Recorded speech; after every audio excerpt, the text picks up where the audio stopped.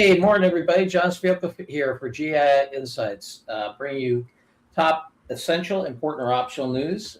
If you want to follow along, go to gaiinsights.com/articles. If you're watching us on YouTube or other channels, please subscribe and like. And today we've got Tim Andrews, Luda Kopakina, Paul Byer, and myself. All right. And Tim, what's the name of your cat who's also featured here and one of our AI analysts? Thea, say hi, Thea. That's Thea. Okay, here we go. She's definitely my junior analyst, my AI. Yeah, we've got Quinn 3 Coder. This is a new offering by Quinn 3. Really a lot of activity in the whole coding area, whether it's Cloud Code or Cloud Co-work. So what do you think here, Tim? I thought this was quite interesting, but I'm going to rate it optional. This is another one of those, what we've called everyday miracles, where they've made quite a lot of progress. They've made some architectural advances in creating a small model that uses both mixture of experts and sparse activation, a couple of other technical things to make, and they've trained it specifically for agentic work, which, is unclear exactly what that is, but they claim they trained it on lots of trajectories that agents follow to help it do better. And they've done a couple of other things, and it performs quite well against other small open source models very efficiently. So it has some advantages, but it doesn't really rank it against the big models, and it's brand new in a product announcement, so optional for me.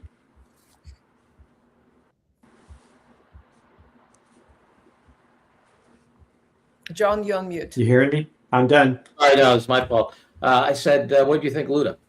Yeah, I was important on this one. There are for two reasons. One, it's an evolution of their open source coding platform that actually performs very well, according to many people on X.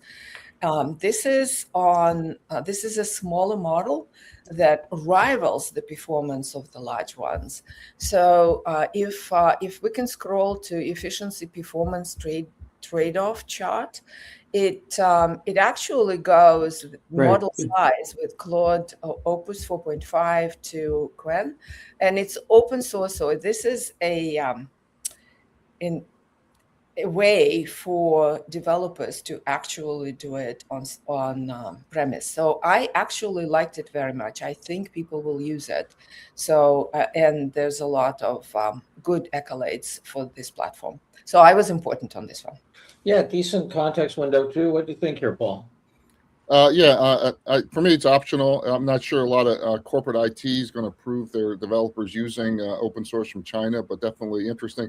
I think it's also interesting thinking through these frontier labs, the coding element, is that a commodity or core differentiation? So remember that I think it was Anthropic stopped OpenAI and X from using its APIs, and I believe Claude Code.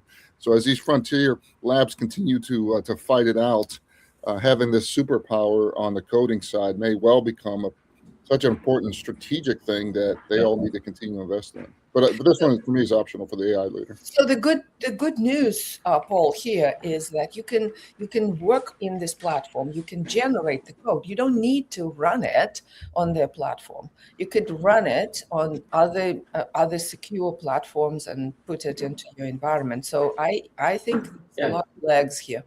You can host it yourself. So I was going to give it an important. You can, but it's a product announcement. There's no use of it yet, but yeah. Yeah, I hear you. It's just I think keeping an eye on the best open weight models is important for the AI leader, even if they don't deploy them. Because I think as this gets to be a bigger and bigger part of the cost base. All righty, so we're giving this important. We have a tie. Tie goes not to the runner, but to the facilitator. Yes. The power. The power. That's it. All right. The linking cabinet rules. Yes. All right. We have here HBR with a couple of Stanford folks talking about the importance of product development. What'd you think, Luda? Actually, I already forwarded this article to a number of people. It's a very It's actually an issue, and it's very accessible quickly. In fact, so the article talks about educating your teams on product management, essentially. And figuring out where the bottlenecks are in your processes, figuring out a way of actually solution it and integrate it into the overall workflows. So those are the skills. They're not necessarily AI related, but if you actually enable these people with AI, this is really the big skill. I forwarded it to in Women Applying AI. Athena Health is our founding sponsor. So we were talking to them about what type of people they're looking for to hire. And the first skill they mentioned was this. So I feel that this is a very important message that gets lost. So I was essential on this one. All right. So, Paul, what do you think about this? I know you've worried this problem for a number of startups. Yeah, no, my career's came up through product management. I'm actually with Luda on essential. I mean, I think what we're seeing here is that the organization needs to get all its non-technical people thinking like product managers, and product managers find a problem and define and write down the what needs to be solved, and then the how is done by software agents and things there. So as we move towards more and more department level and individual agents and department level vibe coding or automation tools here, helping everyone understand how critical. I think that's one.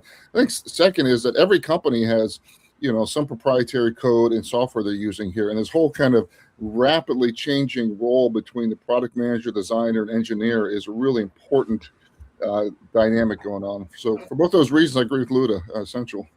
All right, Tim, where are you on this? I concur for the reasons cited. I think it's not the perfect article, but I think it's a good article, and I'm going to forward it to a couple of the teams of folks that I'm working with, because I say this like 12 times a day, just like, remember, we're not doing this because it's generative AI. We're trying to make a difference in the business, and we have to figure out how to do that.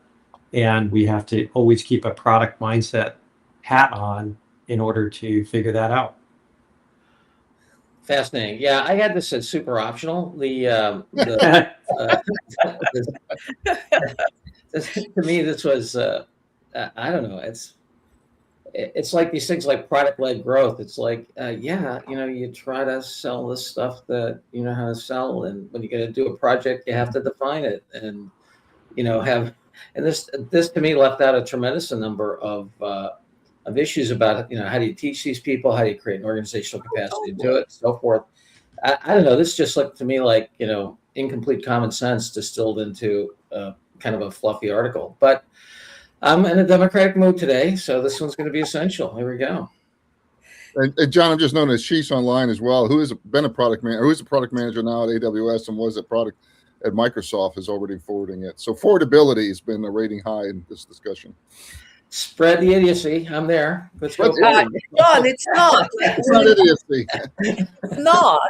You will be, because for us, it's actually common sense. We've seen it. We are talking to companies. We see the bottlenecks.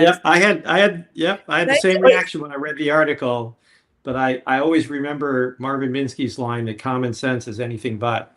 Right. So I think essential is it. All right. Essential it is. Next.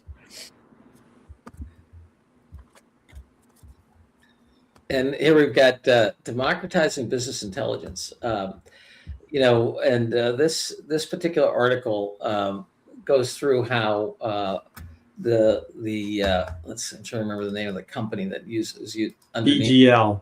BGL, thank you.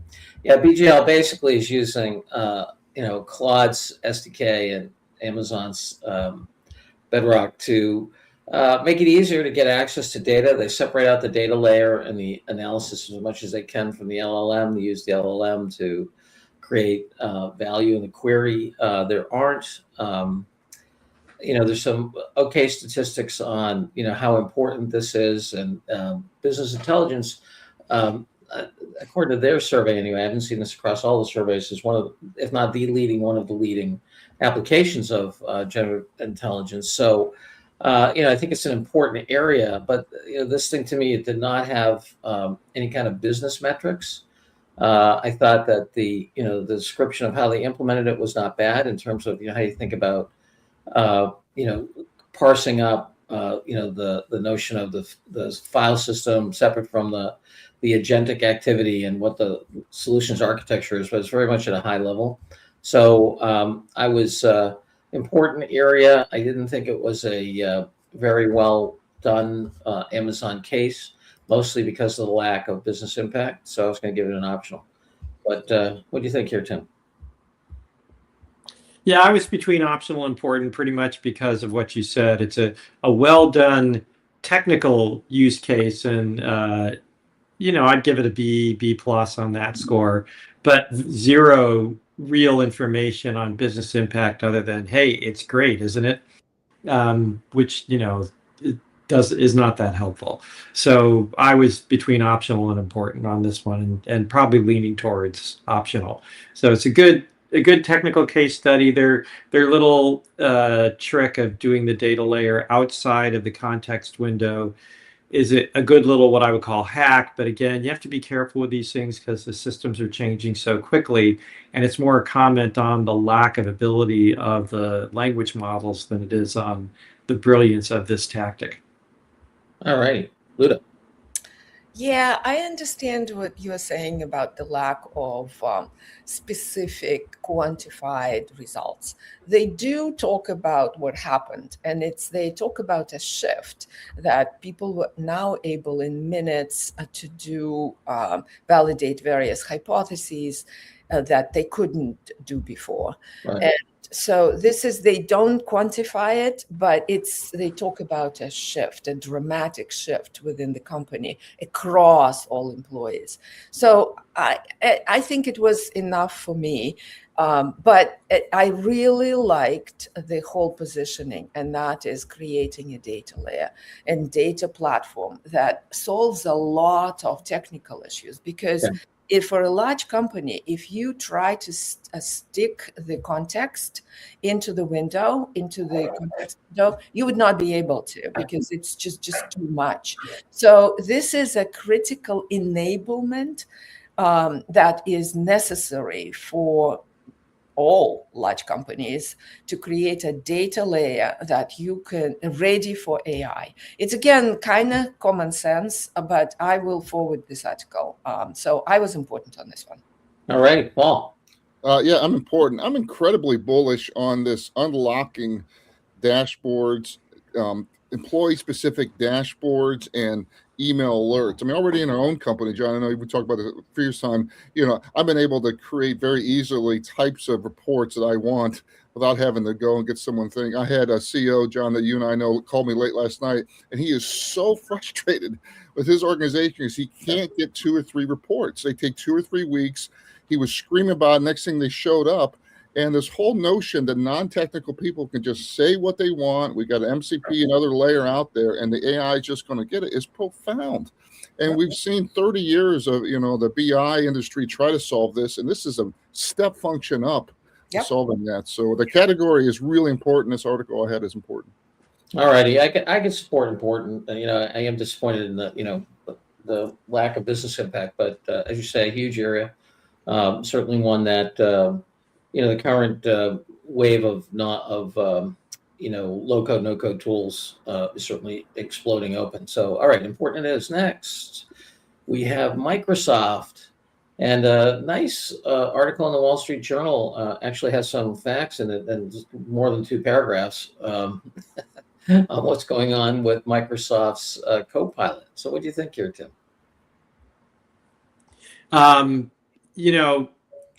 I only scanned this article, so I will say that right up front to be caveat emptor or whatever as a caveat. But I deal with this all the time, and Copilot does have real problems at so many levels. Again, as I like to joke about, Microsoft is an incredibly successful company. I have tremendous respect for a lot of the stuff they do. But they're a company that has always been defined by releasing sort of horrible products that they eventually get to mediocre. And And that's sort of where this is. It started out as a really horrible product that was almost non-functional for most people, and it's not even yet mediocre. So that's a problem. That's a real problem, especially because, and they're talking here about their own trying to get away from OpenAI. We've seen over the year or two that their partnership with OpenAI is in a very different place. And I think they would love nothing better than not to have a partnership, I think, at this point with OpenAI. But that means they have to replace it with something. They've done some work with Anthropic, but it's just nascent. And they've developed a lot of their own models, some of which have gotten very good ratings. Yeah. But their deployment of them, as usual, is just awful. And their branding and packaging and product management, they should bring Ashish back or something, because their product management is awful.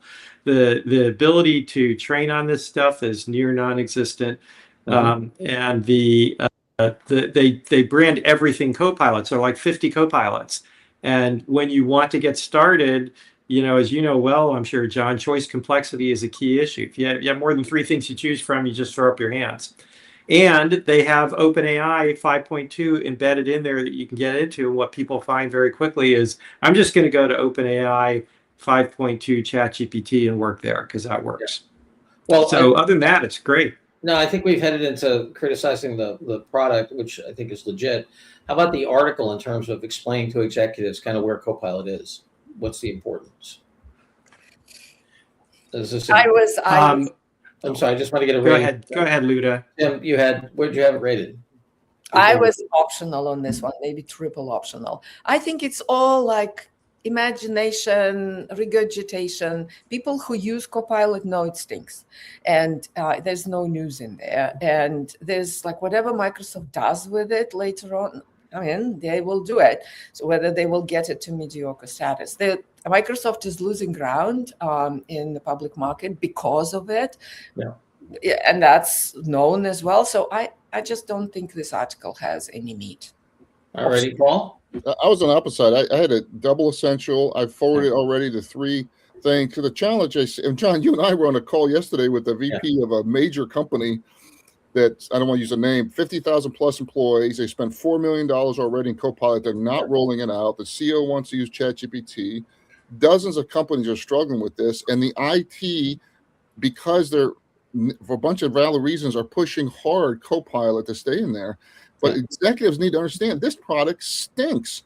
And if you read the comments, it's just blistering here. So I think from executives, you understand, if you're actually really serious about becoming an AI blended hybrid organization here in this incredible moment in history here, you better start with good tools. If you just want to chunk by and continue to fuse all your executives on 20 different Copilots and not having uses and just get a checkbox from your board, then go with Copilot. Now, maybe 5 years in the future, Copilot will be better here, but it is subpar and not critical path if you want to be a hybrid organization. But if you're an executive and nothing is happening and people are telling you that this stinks, this article doesn't help you. It just states the fact. Why is it essential? So it doesn't have an impetus for action.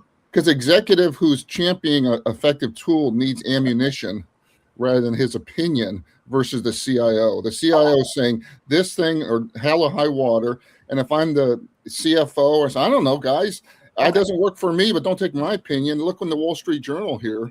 That makes sense. That makes sense. And, I support essential on that basis. And critically, in the article, only 15 million people have paid for this product. Correct. So just because they're throwing an inferior product out there, let's be really clear. Most people in the whole world have already voted with their wallet and not paying for this. Okay.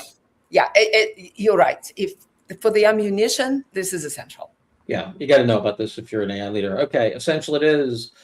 Next, we have VFL Wolfsburg turns ChatGPT into a club-wide capability. Pictures of gorgeous soccer players here making things happen. Luda, what'd you think?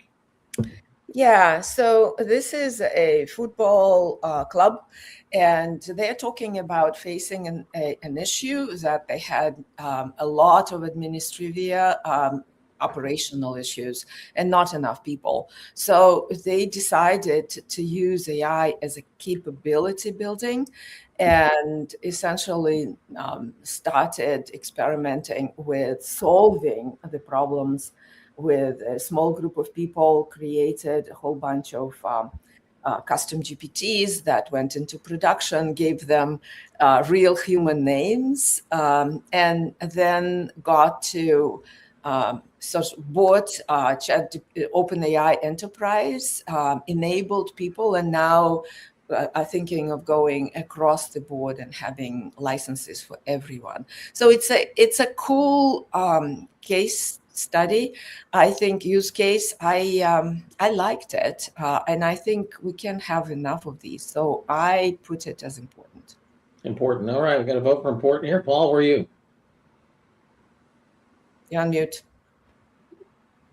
Sorry, I'm with Luda. Important. Tim? Yeah, I like this article for what it showed about getting non-technical companies to do productive things. So I was between optional and important. Again, the business impact is sort of vague and it's pretty light on detail, but I like the story of a very non-technical crowd getting benefit. Yeah, I had this as optional. You know, there's not a lot in here about, you know, what they actually did, how, you know, what kind of business impact it had on the organization. You know, it was fun, but I thought it was fluffy, not stuffy. You know, I just want to note, I think there's a lot of grade inflation going on here, and I've been accused of grade inflation before, and this is not factually accurate. Okay. So, all right, we're going forward. Noted. John, that's what we need. We need the robots that go through and analyze all the 500 past shows for, you know, who's the toughest. Yeah. All right, and we come to the end here. The second pre-training paradigm. This particular blog post goes into the notion of we have a new pre-training paradigm, which is to pre-train on the real world and the relationship between real world models and language models. And you know, the real world models can emphasize, you know, very different things. You know, for example, the example I give in the article is, hey, you know, you can have a notion of looking at the image or the words about something, and you know turn the pixels into an understanding of the semantics that this is Coca-Cola and what the brand means and all that other stuff. You know, where a physics-based one would be much more about, hey, you know, this is a liquid inside a plastic thing. If it were to tip over, it would, you know, have this kind of behavior. So very different, you know, base of training real world models versus language models. This notion of second pre-training paradigm, I don't know. I mean, I didn't think the insights in this were that great. I do think the notion of real world models, Paul, you saw this when you're at Davos, right? That 26 is really going to be a big emphasis on real world models. And I think that'll be driven both for the commercial semantics and functionality it gives, but also I think the military efforts that are so strong right now are going to be way real world model emphasized, you know, because of the importance of that in, you know, weaponry and battlefield control and things like that. So I was going to give this baby an optional. What do you guys think here, Tim? Yeah, it was optional for me because if the idea, well, it's not. I really don't like lack of clarity in ideas, and this idea isn't that clear because is a real world model just a vision language model that doesn't translate to text and computes directly in vision space and 3D space? Right. That's very helpful in some sense to robots, but that's not what I would call a world model. That's a graphics model. And we've had those for 50 years, 60 years. And it would be helpful. When I think of a world model, I would define it as a model that understands the world. It's a world model. So it has physics understanding. It has what we were talking before, common sense. It doesn't talk about any of that. So to me, just getting a direct vision state model could be helpful, particularly in machinery and robotics and things that need to move through 3D space. Sure. But it's not going to help them in a situation that a 4-year-old could understand, but they can't. Mm-hmm. So that, I think, is the big deal. I think Jan LeCun says his new company is working on that. That, I think, is going to be the big deal, is the merger of real world model understanding. So not just visual understanding of state space, but also more semantic understanding. So anyway, it's a long-winded way of saying optional. Optional. Paul? Optional. Luda? Yeah, optional, but highlights development into, I think what he means, Tim, in this article, he wants physics integrated into the world modeling. And I think he does. He sort of implies that, but he never really says it explicitly. He just talks about vision models. Yeah, but I think he wants vision models with physics. And this is the next step. And I think you're right. There are many people who are really working on it. So we'll see the robotics come to fruition. I hear Tesla is building closing the S model factories and building robotic factories. So that's what they say. But Tesla says something different every day. Yeah. So. No, this is. But they're going ahead of the curve if that's the case. I think you're going to see a merger of Tesla into the whole thing because, a lot of his wealth, the majority of his wealth is in Tesla stock, which I think is completely overvalued. So he's going to try to smush those things together. I think it's all about the financing. It has nothing to do with the strategy. Possible. And I think that's another whole conversation about Mr. Musk's empire. Well, John, just a footnote. I didn't realize SpaceX net profit margins were so good. I think they're like 45%.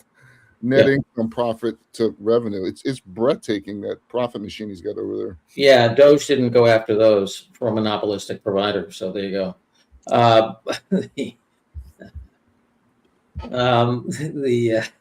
Let's see. So we have the tote coming up. We have any announcements? I would say just two things that I'm probably getting 5 to 8 emails a day on people I know trying OpenClaw in safe ways. So that continues to be a buzz. And I'm trying to find time. It's a safe way so far, Paul.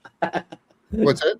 I say it's a safe way so far. Safe way so far. And, I'm inches away from buying a refurbished laptop and just setting it up by itself to try. But these people I respect a lot, and they're very impressed. And the second, if you haven't seen it, Anthropic has 2 Super Bowl ads that are right between the eyes of OpenAI. They're really, really funny. Yeah. They make fun of the ads that OpenAI is coming. So the Pepsi Cola Wars equivalent with OpenAI and Anthropic's coming to the Super Bowl, and it's going to be a lot of fun to watch. And Microsoft is going to put an ad in there as well. Have you seen it by chance? I don't know what they're going to say. Don't look at Copilot. My guess is going to be boring. Anthropic still gets some personality left. Anyway, any other announcements, Luda, Tim? No. All right. Well, here we have 2 essentials, 3 importance, 1 optional. Big reading day. Enjoy. Look forward to seeing you all tomorrow. Have a great AI day. Bye-bye now. Super.